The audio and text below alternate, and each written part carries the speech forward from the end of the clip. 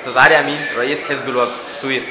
كنا عايزين نسال حضرتك عن دور حزب الوفد اللي بيلعبه الفتره الجايه في الحياه السياسيه في مصر في ظل ضوء التغيرات المستمره في الحياه السياسيه. والله حزب الوفد هو حزب الامه المصريه بجميع طوائفها، واحنا بنزعم ان حزب الوفد يجمع جميع طوائف الشعب المصري، وشعار حزب الوفد هو الهلال والصليب. يعني احنا بنأكد مبدأ المواطنه في مصر كلها، وان الدين لله والوطن للجميع. وحزب الوفد هو بيقود التيار الليبرالي المصري، وهو مع الدوله المدنيه، وهي اساس هذه الدوله باذن الله، واساس الدوله.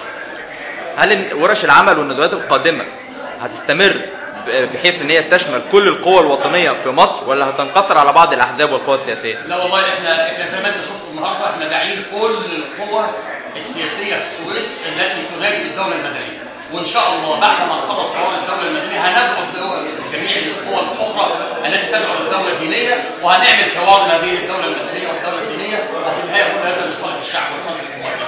شكرا يا استاذ علي.